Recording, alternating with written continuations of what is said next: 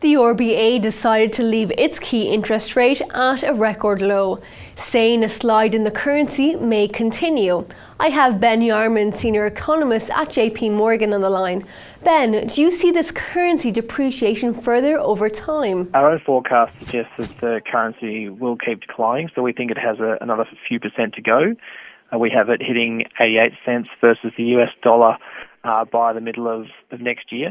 And the initial market reaction to the RBA statement was to see a further decline in the currency. So we think that was quite interesting in the sense that the RBA kind of hinted that the currency was helping them stay on the sidelines for now, which obviously implies that the cash rate might not be lowered again in the very near term. And currency markets to react in the way they did with actual lower or depreciation afterwards was a bit surprising. And despite the fall in exchange rate, they do not seem to be concerned about inflation.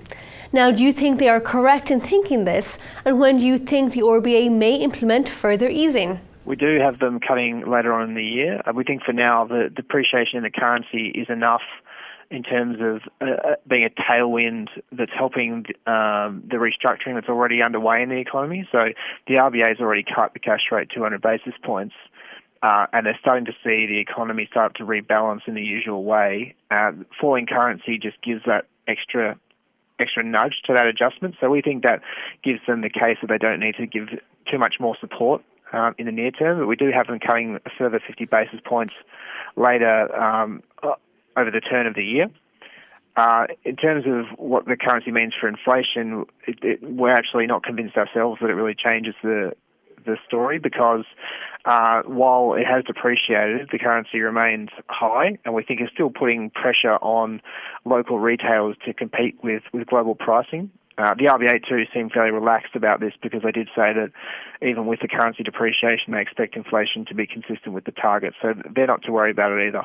And also, Kevin Rudd is back and has been warning that the end of a China-led mining boom could actually lead to a recession. Now, what type of impact on the markets and, of course, on Australia's political stability do you think his return will have? In terms of what we think his re-emergence will mean, the former Prime Minister Gillard was hamstrung in that she couldn't really talk about big-picture economic policy issues, because that would bring up the fact that she had deposed Rudd, who was, of course, one of the main stewards of the economy through the financial crisis. So, in a sense, Gillard couldn't really talk about economic policy, but Rudd, given his history with helping guide the economy through these kind of issues a few years back, can actually address these sorts of issues. So we think that his return is going to see a fairly significant ramping up in the dialogue about where the economy is heading. Our view is that there are some fairly serious challenges that lie ahead, because the economy is going to have to digest a big fall in the contribution from mining capex. The rest of the economy probably isn't growing fast enough to offset that. And there is a role for fiscal policy, we think, to lean into that a little bit. And Rudd certainly is showing more signs that he's of that mind than the previous leader was. And Ben, before I let you go, what else should we be keeping an eye out for that may actually shake the markets? Well, domestically, we have a labour market result next week, which will be pretty important. So most forecasters have been assuming that the unemployment rate will rise towards 6%, and at this stage, it's probably proving a little bit more stubborn and stable than people had forecast. So that will be important to watch.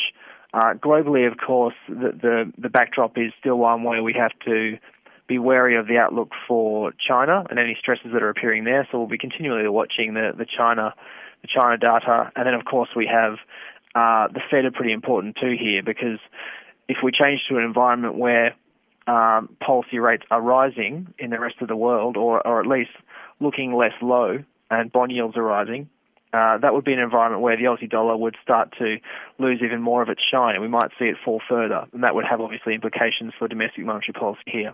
Thank you very much, Ben. Well, do stay tuned to Dukascopy TV, as we have a very exciting week of rate decisions. We have both BOE and ECB rate decisions on Thursday, so make sure you tune in for those interviews. But for now, have a great day.